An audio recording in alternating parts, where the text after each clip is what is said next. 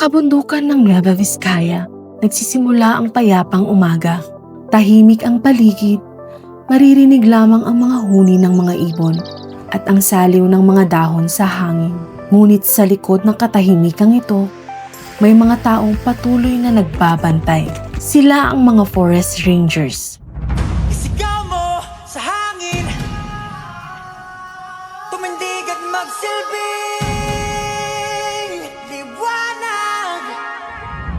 Maaga pa lang ay naghahanda na ang mga forest rangers para sa buong araw na pagpapatrol sa kagubatan.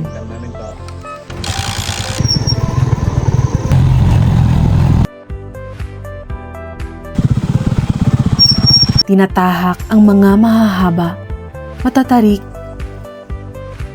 at minsan ay walang kasiguraduhang mga daanan sa loob ng kagubatan. Trabaho po ng Forest Ranger, nagpapatrolya kung may report or tip na may lalabas na kahoy or namumutol ng kahoy, pinupuntahan po namin. Nagkakandak din po ng investigation tungkol sa mga illegal kaingin or activities, lalong-lalo na po yung mga panghuli po ng mga endangered species. Ang pinakamahirap sa trabaho po namin ay yung paglalakad na maghapon, na pawis. Hindi mo pa alam kung ano yung kapalaran mo bukas o maghapon. Kaming mga forest ranger po, ang mostly na trabaho po namin, nagkakandak po kami ng lawin patrolling. Nagkakandak din po kami ng mga IEC sa mga bawat sakop ng sanudubas ng barangay. Sa aming mga forest ranger, kung minsan may nasusunog, kahit gabi po, pupuntahan namin yun. Hindi kami umaalis hanggat hindi napapatay yung sunog. Hindi lamang sa kagubatan umiikot ang trabaho ng forest rangers.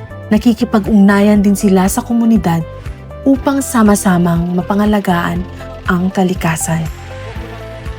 Hindi madali ang trabaho ng forest rangers. May mga panganib at hamon sa kanilang tungkulin.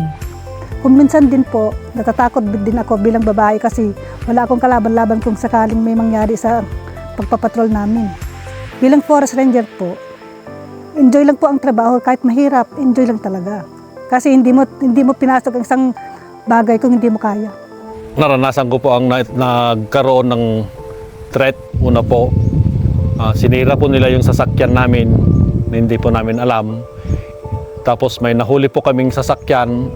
Sa tagal po ng discussion sa bundok, may nakasakay na tao sa likod na hindi po namin namalayan.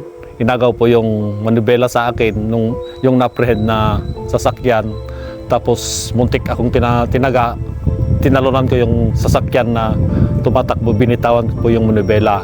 Ngunit sa kabila nito, nananatili ang kanilang dedikasyon sa pangangalaga ng kagubatan. Tahimik man ang kanilang trabaho, malaki ang kanilang papel sa pangangalaga ng ating likas na yaman. Mahalaga ang aming trabaho dahil kami ang nagpoprotekta at nangangalaga sa ating kalikasan. Ako kahit babae ako, masaya pa rin ako sa trabaho kasi enjoy lang yan. Walang mahirap kung talagang gugustuhin mo ang trabaho. Kahit mahirap po yung work kasi happy naman po ako sa aking work. Actually po, half training po ako sa military.